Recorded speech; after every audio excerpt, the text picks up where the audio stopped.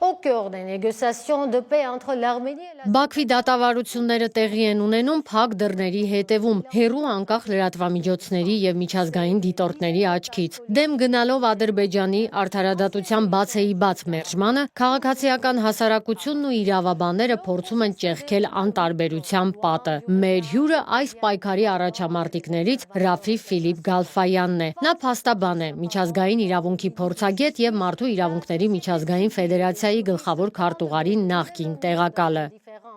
Philippe Galfayan, bonsoir, merci d'être. Ֆիլիպ Գալֆայան, բարի երեկո, շնորհակալություն մեր հրավերն ընդունելու համար։ Դուք վերջերս եք վերադարձել Վարշավայում կայացած ԵԱՀԿ համաժողովից, որտեղ բարձրացրել եք հայ գերիների հարցը։ Ո՞րն է այդ ժողովի բուն էությունը եւ ինչ նպատակ էր այն հետապնդում։ Objectif. D'accord. Écoutez,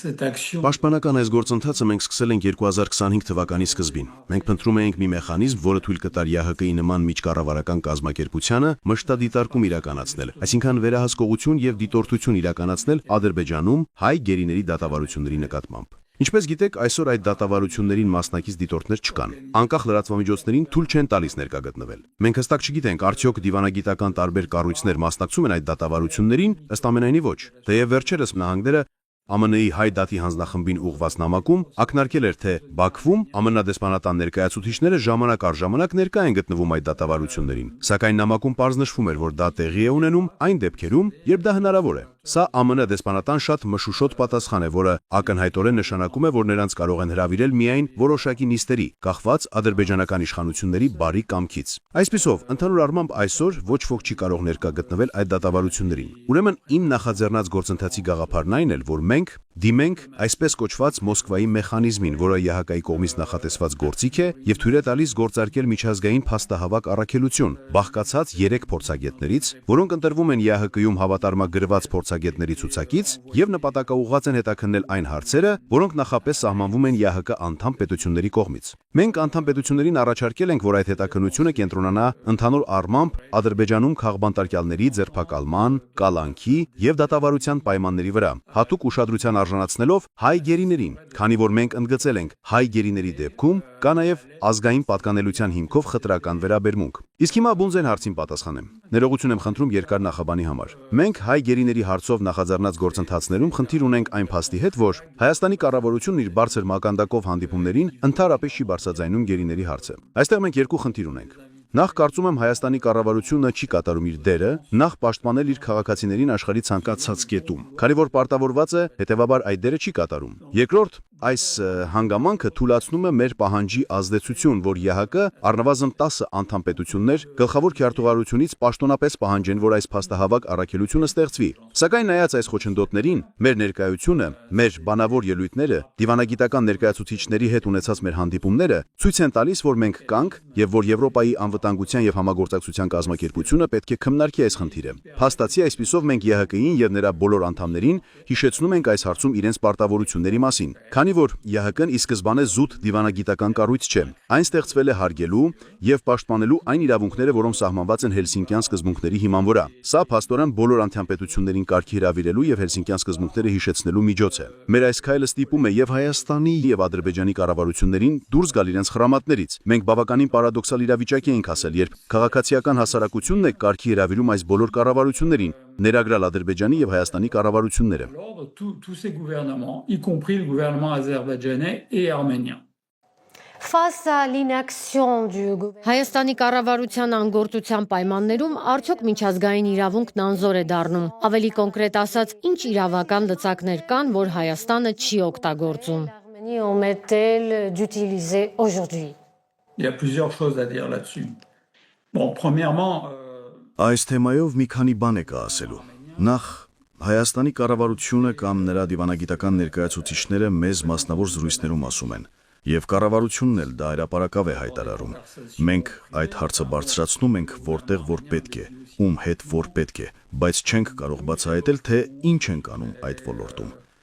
Դե իրականության մեջ մենք տեսնում ենք, որ տարված աշխատանք չկա։ Երբ մենք հանդիպումներ ենք ունենում ՀՀԿ անդամ երկրների դեսպանների հետ, պարզ է դառնում, որ հայ դիվանագետները որևէ պահանջ չեն ներկայացրել։ Ապացույցն այն է, որ այդ դեսպանները մեզ ասում են. Լսեք, մեզ համար անհարմար իրավիճակ է։ Մենք չենք կարող նման նախաձեռնություն ստանձնել, քանի Հայաստանի կառավարությունը մեզ չի դիմել։ Այսպիսով, ամենայն դեպս միջազգային հարթակներում, ինչպիսիք են ԵԱՀԿ-ն կամ ՄԱԿ-ը, Հայաստանը պաշտոնապես պահանջներ չի ներկայացրել։ Երկրորդ ասպեկտն այն է, որ պետք չէ իրավունքից կամ նման կազմակերպություններից հրաշքներ սպասել, քանի որ ամեն ինչ ի վերջո թողնված է Ադրբեջանի բարի կամքին։ Նրանց գերի է պահում Ադրբեջանը, նույնիսկ եթե լինեն մարդու իրավունքների Եվրոպական դատարանի դատապարտող վճիռներ, եթե Ադրբեջանը չցանկանա ազատ արձակել, չի ազատի։ Ցավոք սա է միջազգային իրավունքի ներկա վիճակը։ Այսինքն այսօր, անկախ նրանից, թե որ դատարանը կդատապարտի Ադրբեջանին այս կամ այն բանն անելու համար, լինի դա Գերիների Ղարաբաղի թե այլ հարցով, քանի դեռ այդ պետությունը չի ցանկանում դա անել, ցավոք, ոչ ոք չունի դատական իշխանություն Ադրբեջանին ստիպելու դա անել, որովհետև միջազգային իրավունքն այդպես է կառուցված։ Այսօր միջազգային իրավունքում գոյություն չունի որևէ մեխանիզմ, որը կարող է ստիպել Ադրբեջանին կատարել իր պարտավորությունները եւ իրականացնել դատական վճիռները։ Միջազգային իրավունքի մակարդակով միակ բավականաչափ հզոր մարմինը ՄԱԿ-ի անվտանգության խորհուրդն է։ Այն միակն է, որ կարող է իրական պատժամիջոցներ կիրառել պետության դեմ ՄԱԿ-ի գլխավոր ասամբլեայի բանաձևերը կամ իր իսկ բանաձևերը չկատարելու համար, այնպես որ մենք դեռ այդ փուլում չենք։ Voilà, donc on n'en est pas là. Իսկ ինչ է հարկավոր, որ ՄԱԿ-ը գործի այստեղ։ Les États-Unis agissent. Il faut que le Conseil de sécurité soit saisi. Դե պետք է որ հարցը ներկայացվի անվտանգության խորհրդին։ Իսկ անվտանգության խորհրդին կարելի է դիմել երկու եղանակով։ Կամ գլխավոր ասամբլեան է մեծամասնությամբ որոշում եւ անվտանգության խորհրդից պահանջում զբաղվել հայ պատանդների հարցով, կամ խորհրդի անդամ պետություններից մեկն է այդ հարցը բարձրացնում։ Ինչպես գիտեք, անվտանգության խորհուրդն ունի 15 անդամ, որոնցից 5-ը մշտական են։ Դրանք են ԱՄՆ-ն, Ռուսաստանը, Չինաստանը, Ֆրանսիան եւ Մեծ Բրիտանիան են։ Նրանք նաեւ վետոյի իրավունք ունեն։ Այսօր բավականաչափ պայմաններ չկան գլխավոր ասամբլեայում, քանի որ նախ Հայաստանը չի կարող մեծամասնության ձայներն ապահովել, եւ համենայն դեպս նա որևէ պահանջ ներկայացնելու մտադրություն էլ չունի, առավել եւս անվտանգության խորհրդում։ Այսպիսով, այս տարբերակի մասին մոռանանք, քանի որ այն իրատեսական չէ։ Cette option parce elle n'est pas réaliste. La France se positionne comme un pays. Ընդունված է նշել, որ Ֆրանսիան Հայաստանի բարեկամ երկիրն է։ Կարող է արդյոք Ֆրանսիան սեփական նախաձեռնությամբ գերիների հարցը բարձրացնել ՄԱԿ-ի անվտանգության խորհրդում։ Conseil de sécurité des Nations Unies. Elle ne le fera pas si l'Arménie Նա դա չի անի, եթե Հայաստանը համաձայնություն չտա։ Նույն կերպ Ֆրանսիան պատրաստ չէ Մոսկվայի մեխանիզմի հարցը բարձրացնել ԵԱՀԿ անդամ մյուս պետությունների մոտ, քանի որ Հայաստանը դա չի խնդրել։ Գիտեք, այս բոլոր մեծ պետությունների համար շատ հեշտ է իրենց անգործության համար արդարացում գտնել։ Այսօր նրանք пассивության, անգործության կեցվածքով են, եւ դա հեշտ է, քանի որ Հայաստանը արծաթե սկուտեղի վրա նրանց մատուցում է ոչինչ չանելու պատրվակ։ Այսպիսով այս բոլոր պետությունները մեզ ասում են, եթե Հայաստանը մեզ չի խնդրում, մենք դա անելու որևէ շահ չունենք։ Նրանք դիվանագիտությամբ նույնպես չեն կարող դա անել։ Եվ որն է այսօր այսպիսի դիրքորոշում ունենալու Հայաստանի պատրվակը, եւ որն էլ կրկնում են մեր հանդիպած մյուս պետությունները, թե այսօր սեղանին խաղաղության պայմանագիր կա, այն նույնիսկ նախաստորագրվել է, ուստի մենք որպես երրորդ կողմ չենք անի մի բան, որը կարող է վտանգի տակ դնել այդ խաղաղության պայմանագիրը։ Փաստորեն նրանք կրկնում են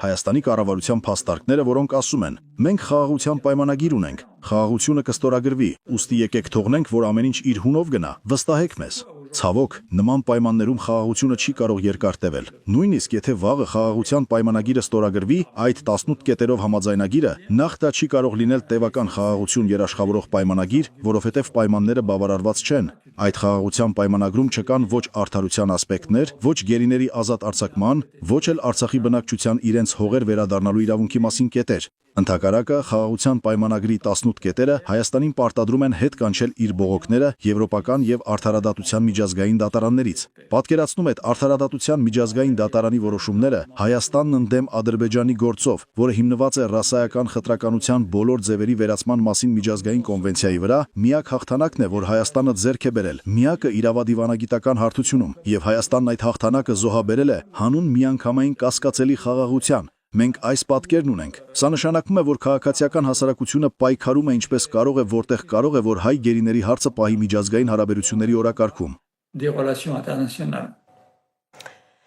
Այս դիվանագիտական պասիվության պայմաններում, որ Երևանը ոչինչ չի անում իր գերիների համար, արդյոք սա նշանակում է, որ միջազգային հանրությունն արդեն լքել է նրանց, միթե ոչ ոքի չի հուզում պատանդների ճակատագիրը, նրանք թքած ունեն։ Absolument. Բացարձակապես, սա պետությունների ցինիզմն է։ Այսօր դուք տեսնում եք, որ Թրամփի այս փոթորկոտ քաղաքականության պայմաններում միջազգային իրավունքը զիջել է ուժեղի իրավունքին ու տնտեսական ֆինանսական շահերին։ Եվ հենց այս նույն տրամաբանությունն է, որ հանգեցրեց օգոստոսի 8-ի Վաշինգտոնյան համաձայնագրին։ Առաջնահերթությունը տրվում է ամենահզոր պետությունների տնտեսական շահերին, ի վնաս իրավունքի, մարդասիրական իրավունքի եւ բարոյականության հարցերի։ Ահա սա է այսօրվա իրականությունը, որի դեմ պետք է շարունակել պայքարել, եւ դրա համար է, որ հայ քաղաքացիական հասարակությունը, աշխարհի լոբիստները պետք է շարունակեն պայքարել ամենուր, միջազգային հարթակներում, որտեղ կարող են։ Բայց որ Հայաստանի կառավարությունը մեզ արգելափակում է այնպիսի հարթակներում, ինչպիսիք են ՄԱԿ-ը կամ ՀՀԿ-ն, չի նշանակում, որ գործելու միջոցներ չկան։ Մեր գործողությունները շարունակվելու են, քանի որ մենք ունենք իրավական գործողությունների միջոցներ մարդու իրավունքների եվրոպական դատարանում կամ կիսաիրավական միջոցներ ՄԱԿ-ի պայմանագրային մարմիններում, ինչպիսիք են մարդու իրավունքների կոմիտեն կամ խոշտանգումների դեմ կոմիտեն։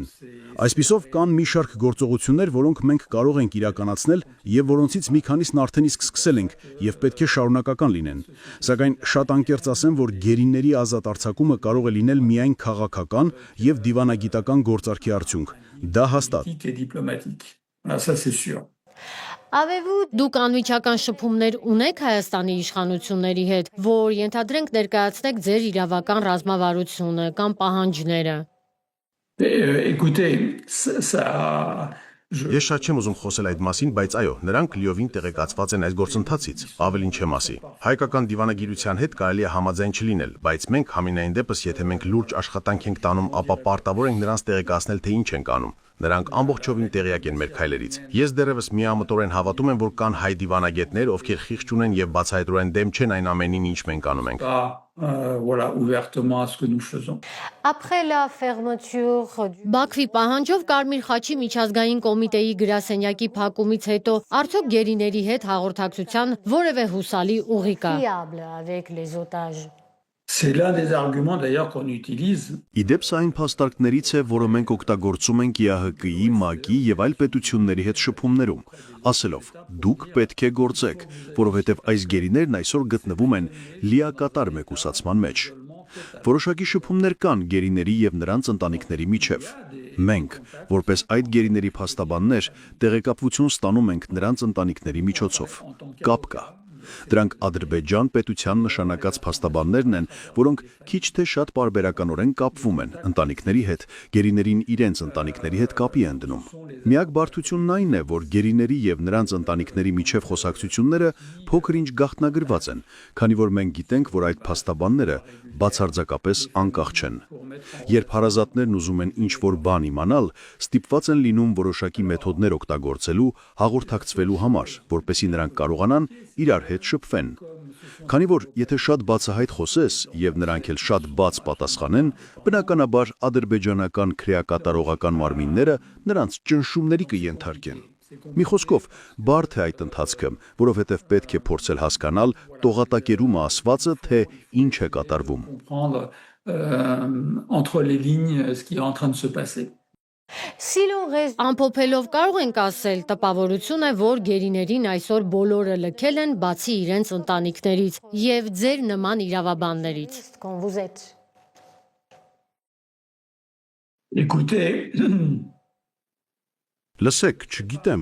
չեմ կարող պատասխանել հայ հանրության, Հայաստանի քաղաքացիական հասարակության անորից։ Համենայն դեպս, չգիտեմ, չեմ կարող պատասխանել, որովհետև չեմ կարողանում հասկանալ, թե Հայաստանում ինչպես է հանրության մի մասը շարունակում աջակցել Հայաստանի այս կառավարությանը, իմանալով, որ ոչինչ չի արվում գերիների անվերապահ ազատ արձակումը պահանջելու համար։ Ես դա չեմ հասկանում։ Որպես հայ, իհարկե, ես Հայաստանի հայ չեմ, սփյուռքահայ եմ, բայց նույնիսկ Սփյուռքում մենք նույն այս խնդիրն ունենք։ Սփյուռքահայության զգալի հատվածը համենայն դեպս մի մասը անվերապահորեն աջակցում է Փաշինյանի կառավարության քաղաքականությանը, որդեգրելով մենք աջակցում ենք հայկական պետությանը, ինչ էլ որ այն անի, իր քրոշումը։ Սա փաստորեն գերիների, Արցախից բռնի տեղահանվածների վիճակի, հայրենիք վերադարձի իրավունքի գաղափարից հրաժարվելու եւ մի շարք այլ հարցերի հանդեպ անտարբերություն ցուցաբերելու միջոց է։ Հուսահատեցնող է, որ հայ ժողովուրդը, լինի Հայաստանում թե Սփյուռքում, չի հասկանում, որ նրանք մեր հայրենակիցներն են եւ որ անկախ քաղաքական հայացքներից մենք նրանց լքելու իրավունք չունենք։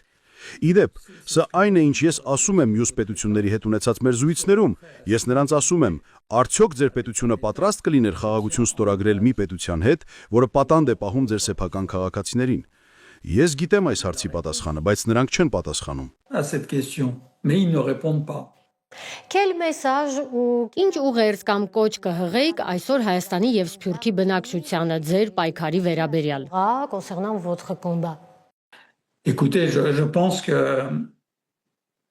voilà, il faut que la population d'Arménie Լսեք, կարծում եմ, որ Հայաստանի բնակչությունն ամբողջությամբ պետք է մի քանի բան հասկանա, որ չի կարելի նման պայմաններում խաղաղության պայմանագիր ընդունել։ Պետք է Հայաստանի կառավարությունից պահանջել, որ նախքան խաղաղության պայմանագիր ստորագրելը հասնի Բաքվում գտնվող գերիների անվերապահ ազատ արձակմանը։ Սա է իմ միակ ուղերձը, եւ իսկապես պետք է, որ Հայաստանի բնակչությունը մոբիլիզացվի։ Սա հակաղարաբաղյան այլացիացության հարց չէ։ Սա այն մասին չէ, թե այո, բայց նախքին ղեկավարներն այս բանն արեցին, այն բանն արեցին։ Սա հայ լինելու արժանապատվության հարց է։ Արժանապատվության հարց, որովհետև այն, ինչ այսօր տեղի է ունենում Ղարաբաղի նախքին ղեկավարների հետ, կարող է վաղը տեղի ունենալ Հայաստանի քաղաքացիների հետ, հենց Հայաստանի տարածքում։ d'Arménie sur le territoire arménien. Merci beaucoup pour cette interview. Շատ շնորհակալ եմ մեր հրավերն ընդունելու համար։ Խնդրեմ, հաճույքով։ Nous recevions Մեր հյուրը Ռաֆի Ֆիլիպ Գալֆայանն էր։